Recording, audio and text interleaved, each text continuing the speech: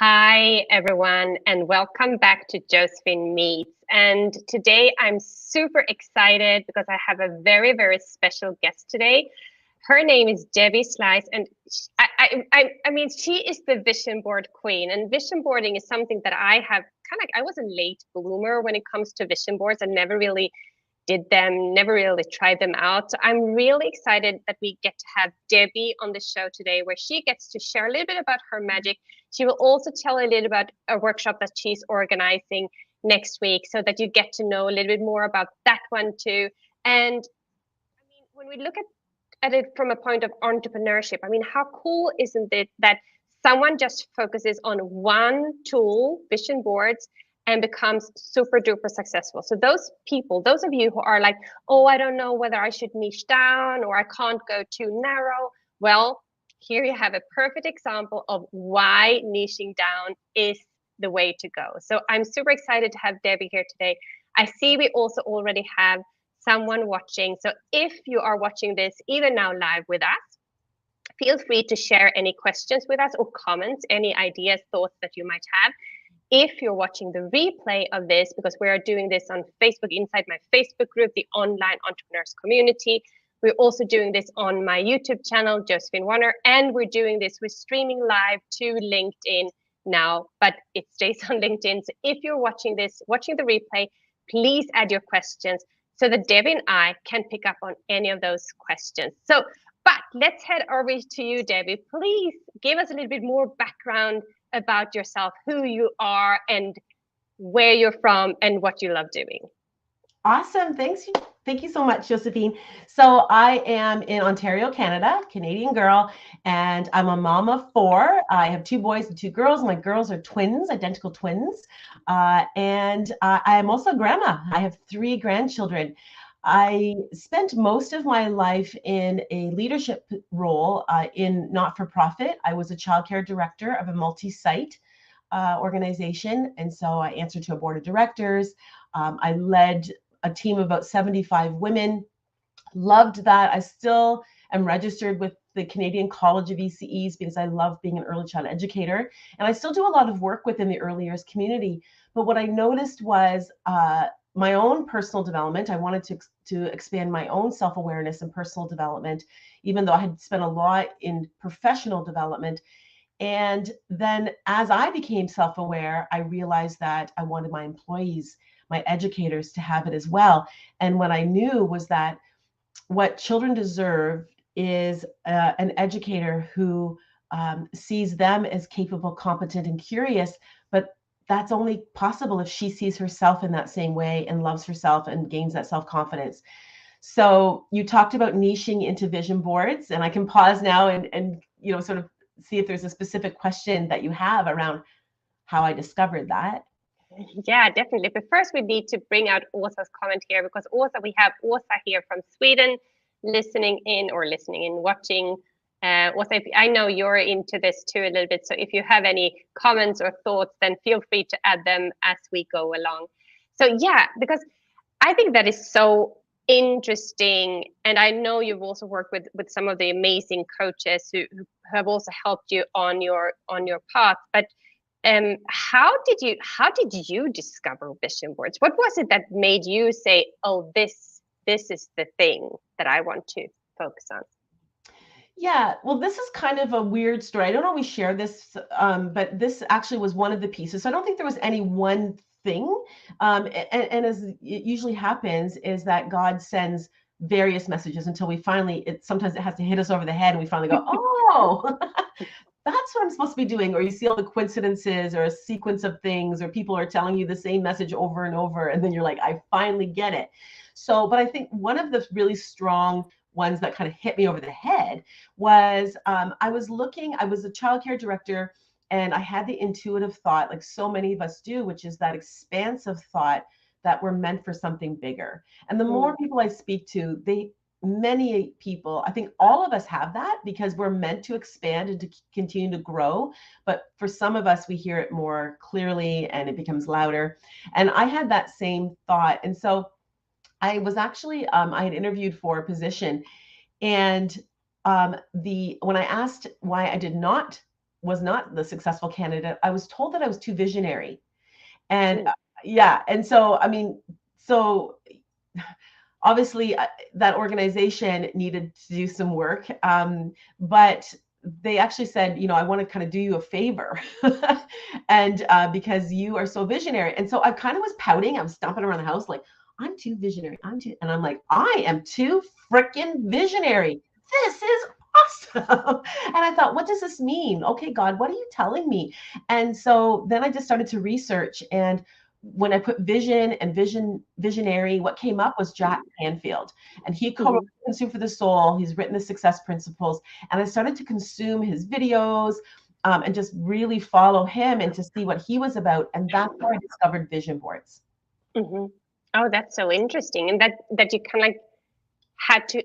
But I think that is the piece, right? Where we think we have to have it all figured out from the beginning and then go full steam ahead. But it actually is it's a bit like a funnel, our own personal funnel, where we start quite big with you being too visionary and then funneling it down to, okay, so what is my next step? If I want to figure out more about this, where or more like, what do I need to do to take me to the next level? So that was when you started looking into Jack and what he's doing, and then I know you signed up to work with him too, so so it wasn't just like watching his YouTube videos or listening to his going to his workshops. You actually also worked with him and started like a relationship with him and his team, where you in the end also were interviewed on on his show. Yes, yeah. So, yeah, like I said, that wasn't the one thing. There was multiple entry points into the vision boarding, and so 6 years ago, I had never even created a vision board for myself. I will say though that not in the conventional way. I had put up a photo of things that I wanted, and I look back now and I realize even in my 20s, I had this image in my mind of the soft brown leather jacket, and I was obsessed. I don't know if you were like in the late 80s and 90s, the leather jackets, the bomber jackets were kind of in. And I was obsessed. In fact, I would call radio stations to try to earn the money. And I was like, and I knew I would have it. I knew it. And I did. And I did get the jacket. I manifested it under a year. But so I already knew that I could do that, but I just didn't know what it was all called. I didn't have the language around it. And that's what I discovered as I started to look into visioning and then coming across vision boards. And I just loved how it was so forward thinking, and that the power of our mind and how we could create. And I've already spoken about God. So I'm a Christian.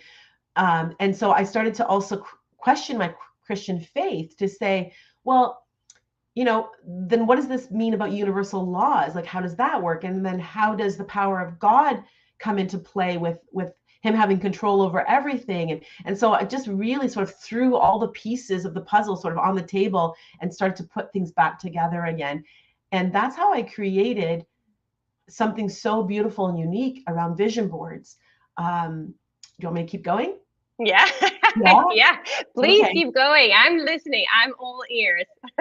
Okay. So most people think about a vision board as have, do, and be. So what do I want to have? The stuff I want to have, which is actually sometimes people are repulsed by the idea of a vision board because they're like, I'm not materialistic.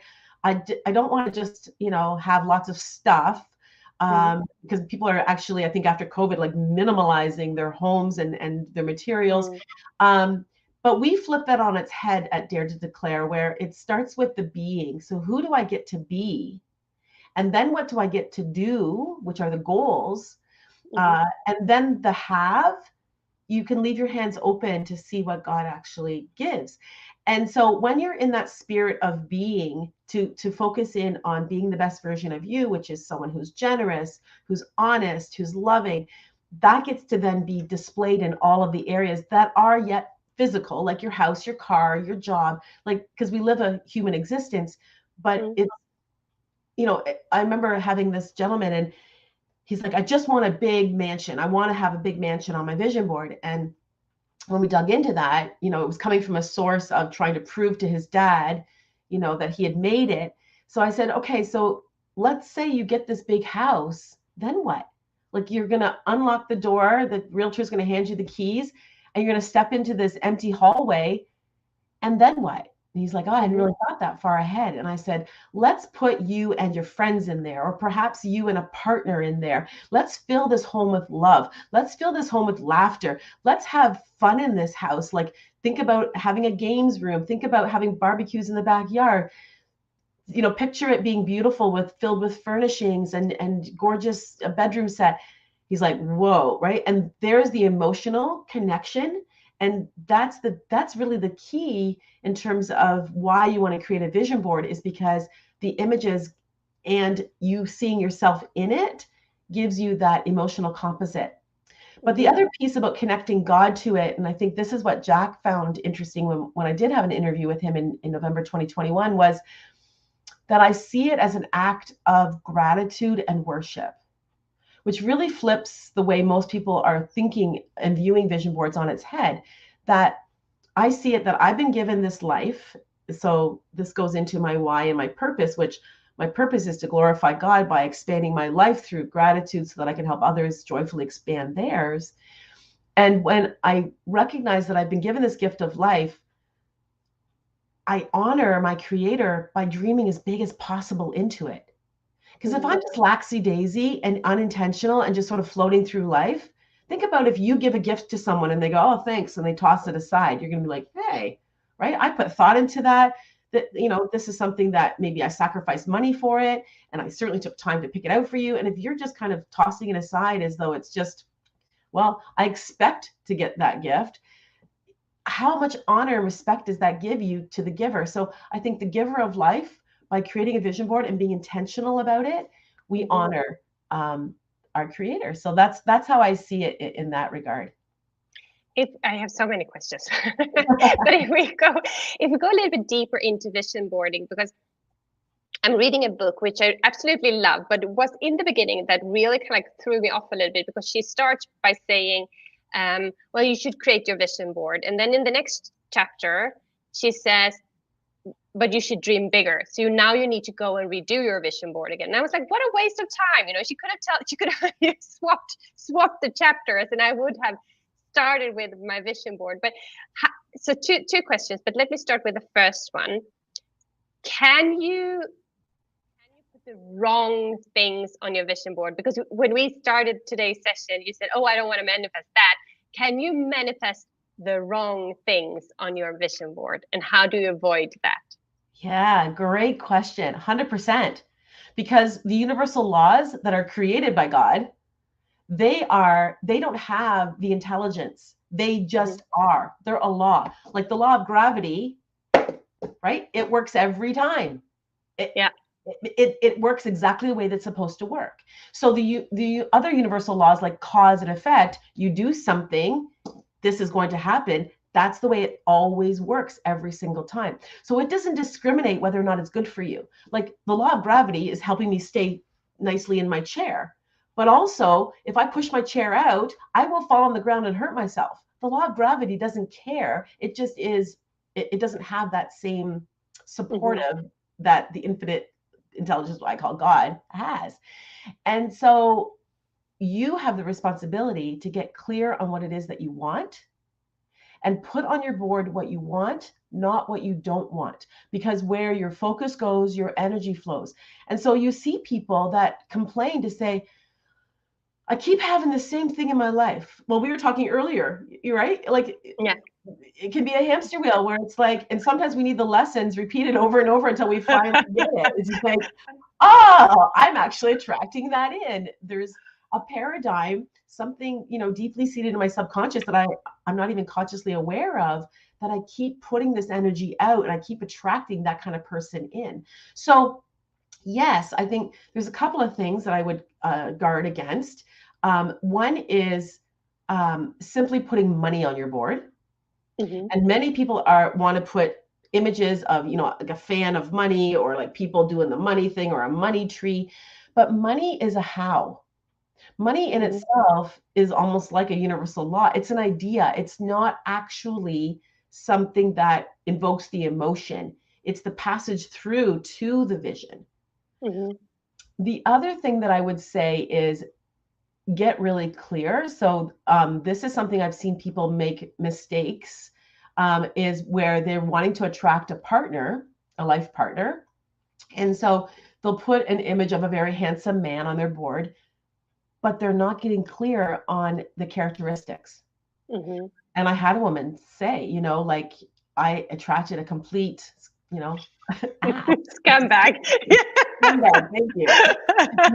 And but I've seen the opposite to be true as well. In fact, I have an example of that in my vision board workshop where Melissa, she got really clear and put an image. And when I actually put the image side by side of her vision board image as well as her engagement picture, which literally happened a year later, people thought they were the same picture. And I'm like, no, no, no, no, this is fictional. This is her. This is what she put a year ago when we just looked through magazines, and this is her reality. But she also wrote on the back that he was kind and loving and respectful and, helped with the dishes or whatever, you want to put those things. I had a gentleman as well. He said, I'll never make a vision board again. And I said, oh, tell me about that. And he said, I wanted a big house, I wanted a fancy car, and I wanted lots of money in my business. He said, and I got it all. And I said, great. What's the problem? He said, I lost my marriage. So one of the things that I recommend as well is that you not singly focus on your board on one area. So I support my clients to look at all 7 areas, and they are leisure. So how do you want to spend your free time? So you might want to think about travel or sitting in your backyard. So your pause, like your time for yourself. Education, and I mean that in the sense of what do you want to learn about? So it could be in the academic sense, but it could be I've always wanted to learn about photography, or I've always wanted to learn a new language. So something like that. Spiritual, to include the spiritual component. How do you want to grow in your faith? And that could be, yes, more conventional religion, but it could be that it's want to spend more time in nature and in gratitude. Professional, which has to do with obviously a career, but it could be that many of my clients are retired and they're looking at for purpose work, but it could be in a volunteer capacity. Financial, but also the idea of the philanthropy, so giving back. So in terms of your financial freedom, and what does that feel like? So, I have a magazine and a vision board magazine, and there's a lot of pictures with people with their hands in the air because I think that's kind of that feeling like, woo, so good, to have that financial freedom. And then personal, which is personal actually has to do with your own mental health, physical health. A lot of, particularly women, are wanting to release weight. They want to have high energy. They want to fit back into some clothes that they had before. And then also relationships. And that could be with your partner, intimacy. It could be, just rekindling the fire within your relationship. But it also could be relationship with your children or extended family. So really, like if you've ever seen the Wheel of Life, that kind of mirrors this, where you have that, because how we do something somewhere is how we do it everywhere. So if possible, having as many of those areas represented on your board. Yeah. Super important. And I think also because as part of my coaching certification, we did develop, or we given the task of doing a vision board, but not in the super structured sense as you were saying. And I think it is can be a little bit of a, I wouldn't say danger, but a little bit danger there in such a thing, because the thing is, do you trust the people that you are in the same room with? Do you really want to share what your inner, like what your aspirations and your goals are? And I know that for me, I probably, if I would have been in a different setting, I probably would have put different things on my board. So I think that is also super, super duper important. But another point that I also wanted to kind of, because what I did when I quit my corporate job was I followed the Artist's Way by Cameron. I can't remember her first name, but anyways, and there she said, put down a list of your experiences, things that you want to experience in writing. And I did that in writing, like thought like really, really wild and crazy. I thought I put down being in a flash mob, for example. I thought that I had put that down. And then last summer, the opportunity gave itself that we were in an amusement park, and there was line dancing in there, and I was like, oh, this is almost like a flash mob, like very kind of like very spontaneous. I'll go up there. My family were so embarrassed, and I was like, I will do this. I'm doing this now. And when I came back home, I pulled out that list that I thought I had put down. I would be in a flash mob, and it says, I want to dance in a group of people where everyone does, the same movements, which was exactly what I had been doing, right? So, and other things that I had put down on that list, everything is the last thing that I had on that list will actually come true in 2.5 weeks' time. So everything has come true on that list.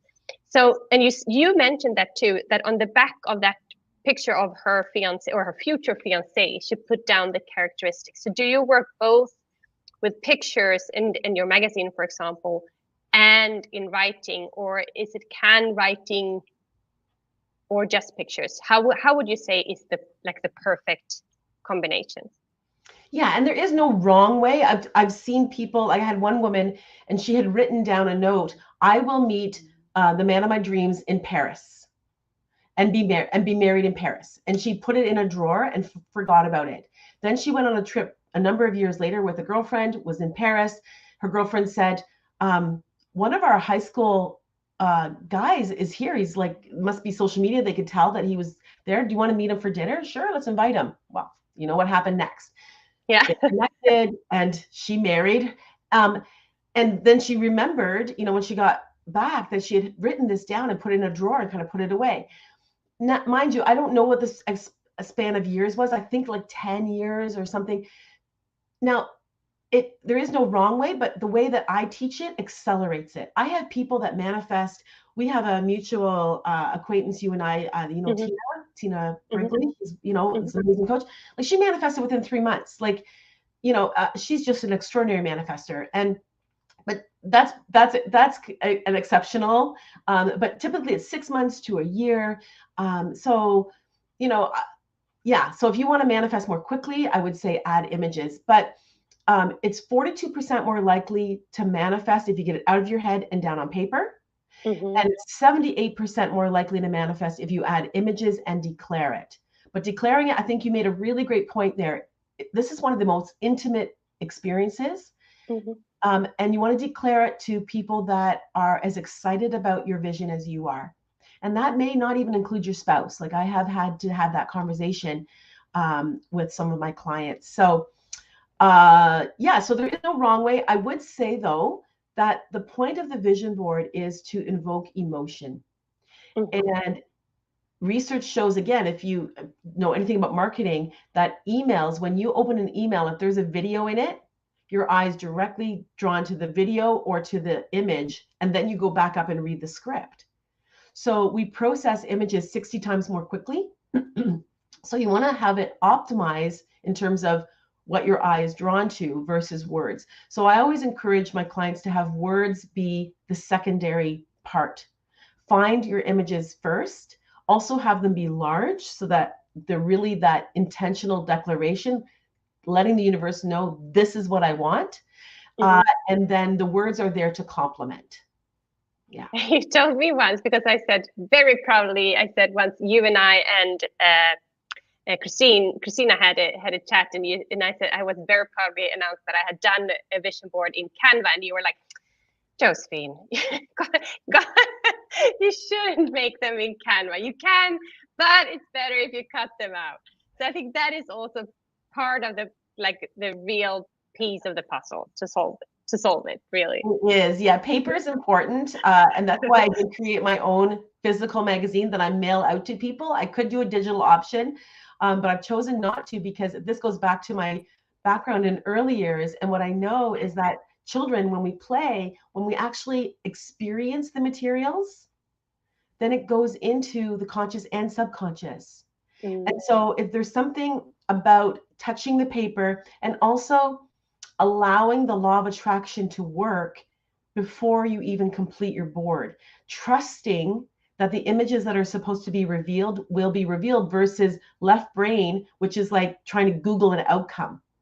The point of a vision board is not to make it a designer board to be aesthetically pleasing, like an Instagram board or a Pinterest board. Although that will happen. Everyone that creates a board with paper, I've never had anyone say, I don't like my board. Everyone falls in love with their vision board. Why? Because it represents their dreams, and it always becomes aesthetically pleasing. I have one more thing to share, actually. It's interesting. Oh, I see. She loves paper too. Yeah. So also just commented, I love paper too. It holds energy for me. Yeah. Yeah. Absolutely. That's so true. Because when you're touching it versus just it being, in the internet space. I was doing a workshop, a retreat in Georgia a few weeks ago. And the hostess, she has these beautiful, I don't have it here, but beautiful wands, like a wand, WAND. And the handles are made of crystal. And then the wand piece is made of feathers. And each one was a different color in terms of the dominant color, in terms of the feathers. And so each participant came in and sat down based on sort of the wand, because we had the foam core board, we had the magazine, we had the pen, everything. The only distinguishing piece that was different was the wand color. So everyone chose. When they declared their board, and this is something that I have as a protocol at the end to give an additional interpretation, I always ask the participant, what's the dominant color based on all the images that you individually chose? And there's always one or two colors, like orange in the feng shui means happiness. And to our surprise, mine as well, this is the first time, I've been doing this for a number of years, every participant, so there was 8 of them, the color that was dominant on their board was the color that they had chosen 6 hours prior based on their wand. Crazy. Yeah. Really crazy.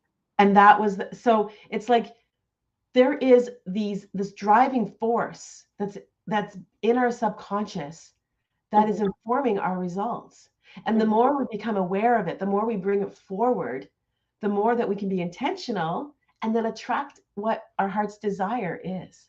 Yeah. I love that. I think that is, I mean, that is the essence, isn't it? To attract that what we desire, like really, truly, innerly desire to make that happen. I would like to round this off. We are now soon at the 30-minute mark, so I think we should round this up. What is a couple of words that you want to give with them before we start sharing how they can connect with you? So what are kind of, what piece of advice would you like to give with those who listen to this or watch this? Well, one of the best things that, I initially took it as, because it hit my paradigm, was one of my graduates, his name is Dr. Robert Kelly, and he's a cardiologist in Ireland, and he's one of the academy graduates. I have an academy. And he said, when he first came around this material, he said, it's so simple. And I was like, oh, what is he talking about? It's so simple. And it was kind of, again, there's my paradigm. I was triggered by that. And then when I had a chance to dig in, he said, no, in the world, we often, and even in, the health space, we make things so complicated. Yeah. And this process, yes, just like peeling an onion, once you get into it, you realize the complexity of it, but it is simple. And it sometimes, again, we stop ourselves because we think, oh, I don't know how to do this, or like, just get into it. So I'll give you 3 words. I'll give you 2 series of 3 words. The first is ask, believe, and receive. Now that is directly from Jack Canfield. That's his process.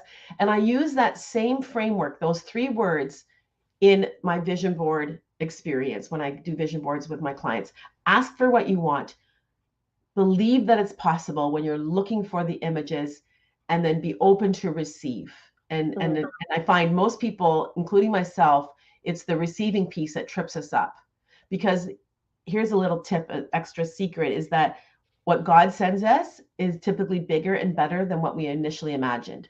And sometimes we let it pass by because it doesn't look how our human mind imagined it to be, because it's coming from the divine. So it's so much bigger and better. And so it looks different.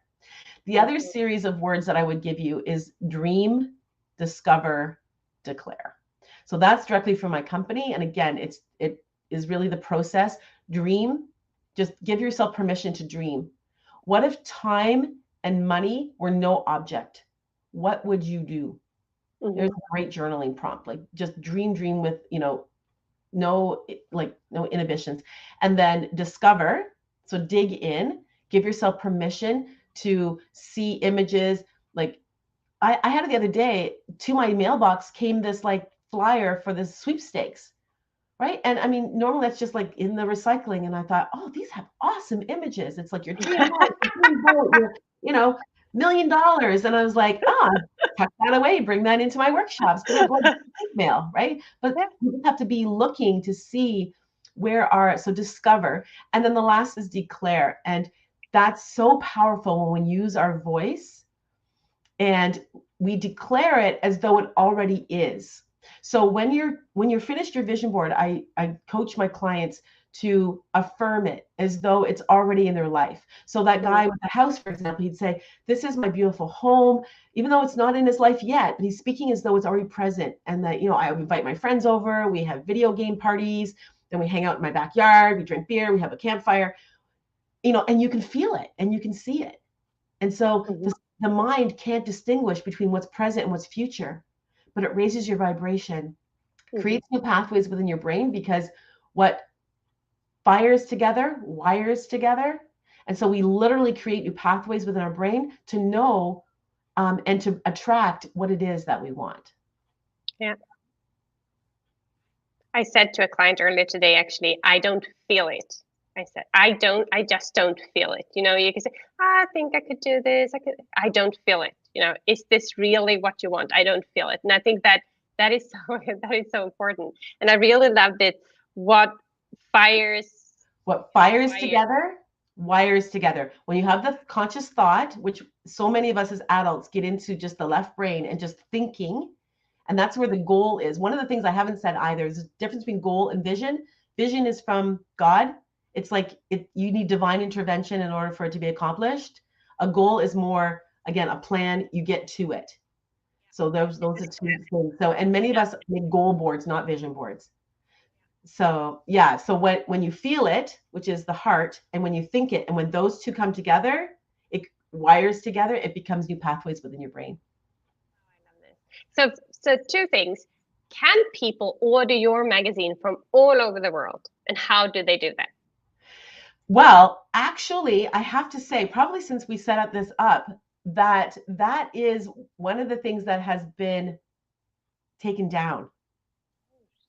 Oh, sorry. Yeah. Yeah. So, we didn't have that conversation because this is something that my academy is growing so quickly. And so my academy graduates are using the magazine with their clients. And so so I certainly can refer someone to, and if you go to my website, there's a page there of graduates.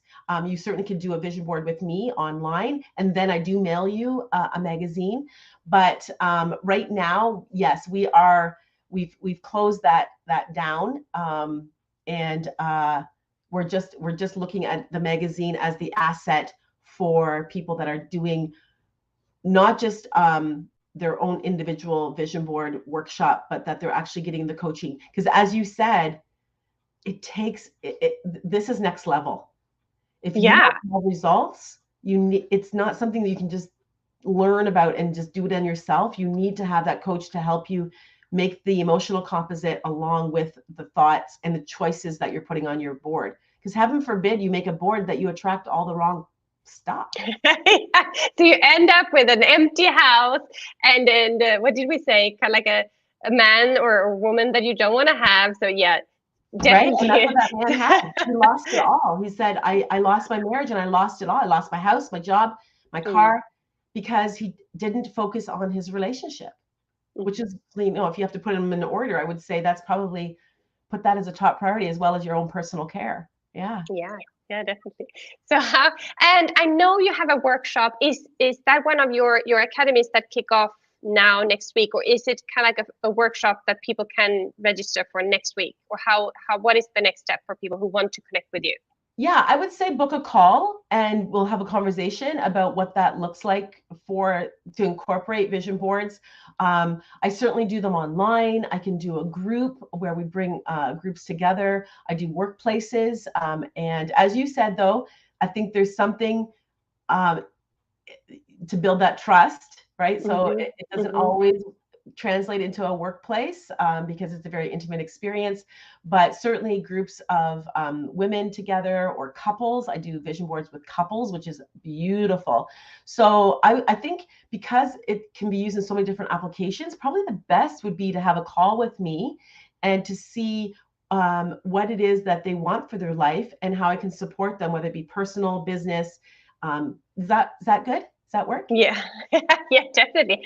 So you have your homepage, and you are. I have added the link. So if you're watching this on YouTube or you're watching this on LinkedIn or in my Facebook group, you will find Debbie's links so that you can start following her if you're not yet ready to book a call with her, but that you can connect with her, follow her, send her a DM.